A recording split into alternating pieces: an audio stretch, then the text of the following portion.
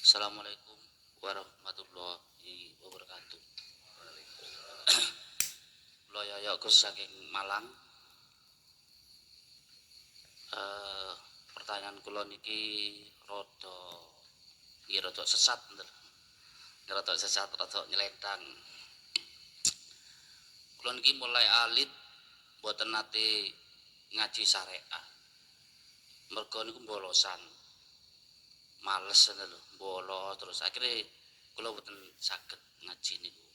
Lah, dikala dewasa sampai menikah akhirnya hidup niku sering nerabas.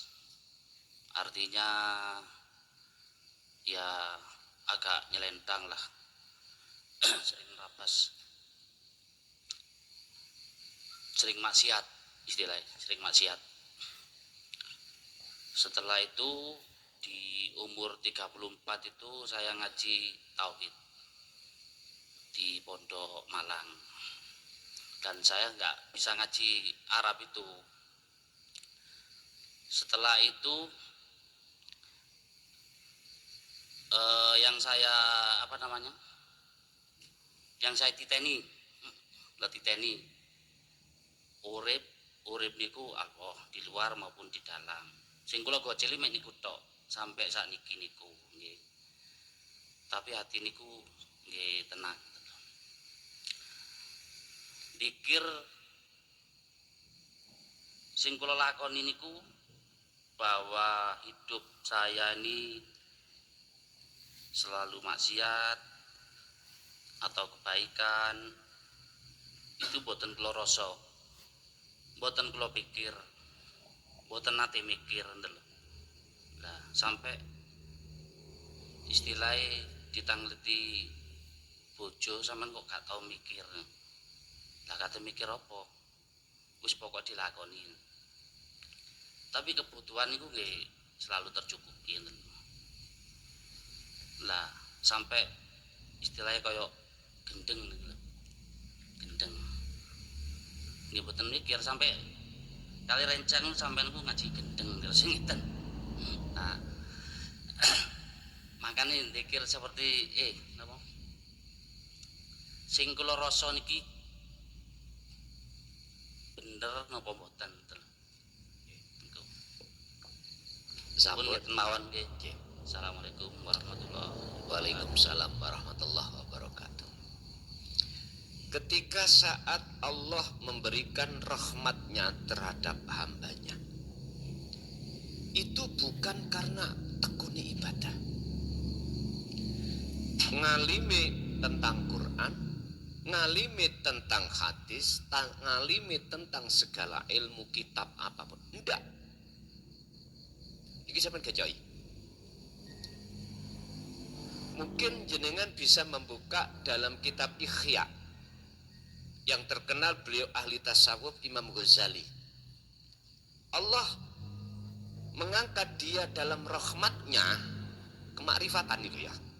Kalau bahasa syariat masuk surga. Bukan karena sholatnya. Zakat, puasa, haji, dan amalia lain. Enggak. Hanya karena apa?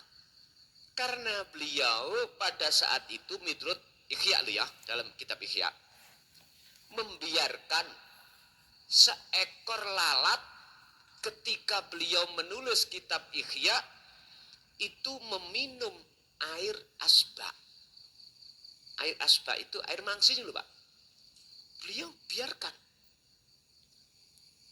Tapi gak dijelaskan di situ posisi membiarkan itu hati beliau kemana? Enggak dijelaskan. Cuma dijelaskan beliau membiarkan seekor lalat itu sampai kenyang. Sebetulnya Pak, ini kalau kita urai sampai ke dalam, beliau memandang hidup. Oke, itu satu. Yang nomor dua, mungkin ini kami nukil dari salah satu hadis. Ada 21. Ngerti 21 ya? Ya wis. Ada seorang wanita yang punya status 21.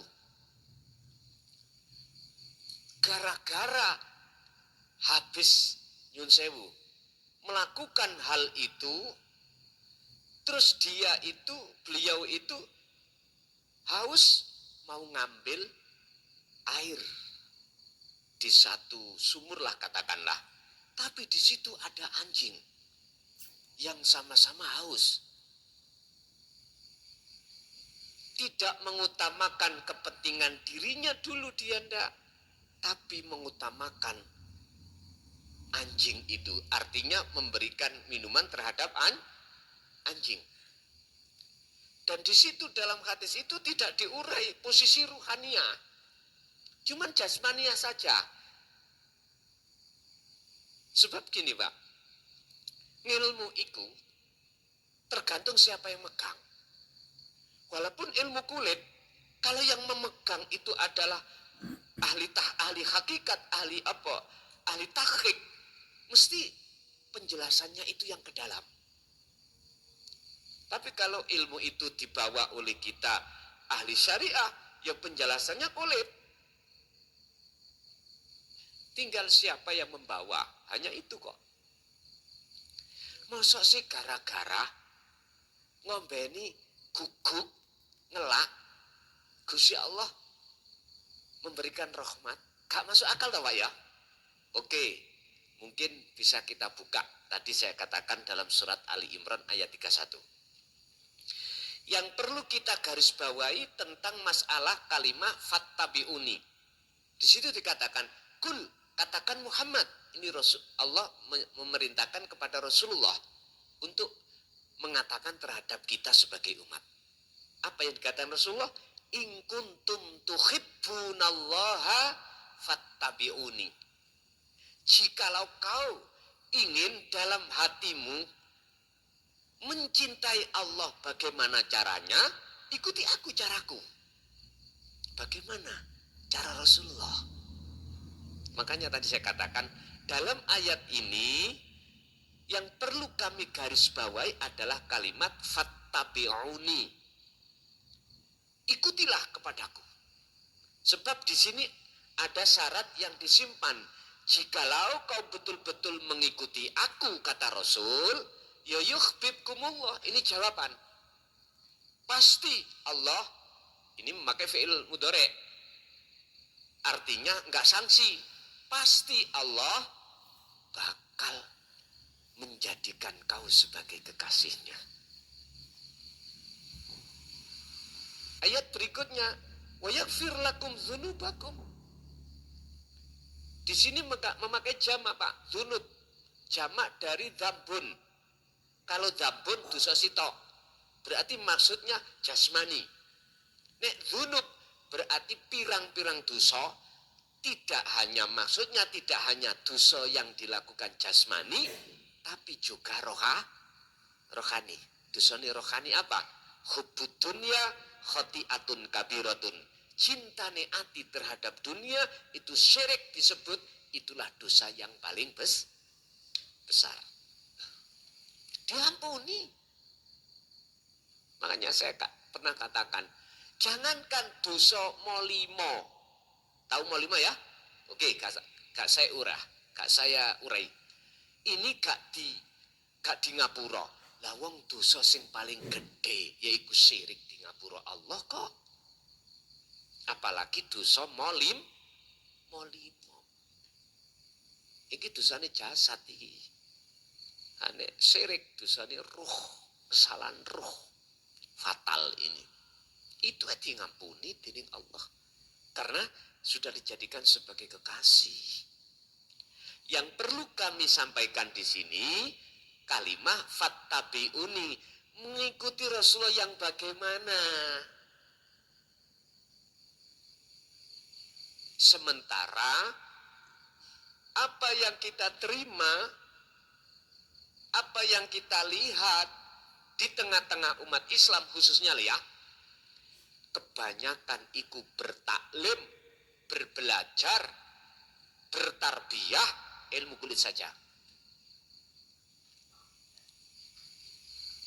Bon, iki fakta Pak. Kita itu sebagai umat hanya dicekoi, dididik hanya ilmu syariah bloko. mayoritas. Sementara tentang ilmu tauhid, ilmu hakikat bisa menuju ma'rifat, itu terkesan ditutup. Oke, kita kembangkan kalimat fattabi'uni. Apakah Rasulullah juga menyampaikan risalah yang kumaksud tauhidiyah, hakikat? Jawabannya di Al-Quran juga.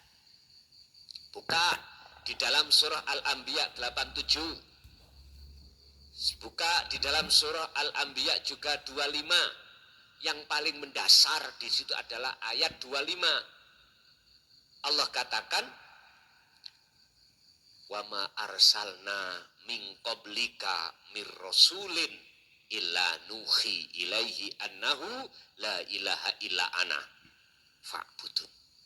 Muhammad, camkan ini ya. Aku tidak pernah mengutus utusan sebelummu. Iki Allah dialog datang kanjeng Nabi. Mulai zaman Nabi Adam sampai sebelum kamu, aku nggak pernah ngutus utusan itu jikalau tidak mau mengemban tauhid ini. Coba, ayo jangan-jangan. Sebab mohon maaf Pak, ada memang makalah yang mengatakan bahwasanya Rasulullah nggak pernah menyampaikan hakikat, cuman syariat saja. Oke, saya terima. Tapi apakah dengan dasar ini tidak cukup membuktikan kalau Rasulullah juga mengajarkan mendidik rohaniah kita? Kalau toh Rasulullah tidak menyampaikan, gak mungkin secara logis, gak mungkin ayat ini akan turun. Gak mungkin ada ayat 25 surat Al-Anbiya. Belum lagi kita membuka surat Toha ayat 14. Lebih ekstrim leh. Masihkah kurang percaya? Terserah. Ikut itu urusanku. Urusanku cuman menyampaikan doang. Ada yang tidak sefaham dengan saya, itu haknya, nggak apa-apa, sah-sah saja. Cuman ingat satu hal, semua kita pasti ngalami kematian. Oke, disitulah nanti jawabannya. Disitulah nanti akan jawabannya atas kebenaran semua itu. Berarti apa yang harus kita ikuti Rasulullah, jangan hanya mengikuti dari versi syariatnya saja. Pelajari apa yang Rasulullah sampaikan tentang tauhid la ilaha illa anta dan tauhid la ilaha illa ana. Udah, kita pelajari itu. Baru ketemu niki. Mungkin ayat ini butuh sarah, Pak, ya. Butuh sarah. Yang sarah itu untuk menjelaskan supaya kita lebih paham. Sarah itu penjelasan, penjabaran. Maksud fattabi'uni itu bagaimana? Kalau kita membuka tafsir Jalalain, tafsir Munir, Ibnu Katsir, nggak cukup Pak. Karena semuanya orientasinya itu sebatas akhlak istimaiyah, sebatas hablum minanas, begitulah. Jadi saya jawab jenengan wau sudah benar pikir tersebut. Sebab dalam Injil oleh nggak mikir itu kan dalam hati sampean sudah mengerti siapa yang mikir.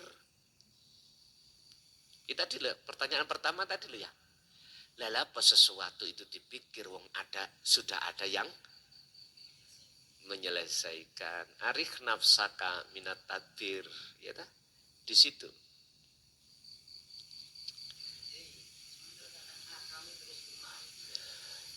Ngeten Mbak, kita nek nuruti sukmo, nuruti akal atau roihan, nggak ada putusnya. Karena akal itu selalu ngajak kita hanya sebatas logis, hanya itu. Satu contoh, kita nggak akan makan kalau kita nggak kerja. Nah gitu dah. Akhirnya kita nggak terasa, kita keseret dengan sifat-sifat pengakuan diri. Sementara kita nggak sadar, di balik layar kita ada siapa. Lah disitulah. Akhirnya kita nggak nyadari kalau selama ini kita itu tidak berakhlak kepada Allah. Nggih, ada lain?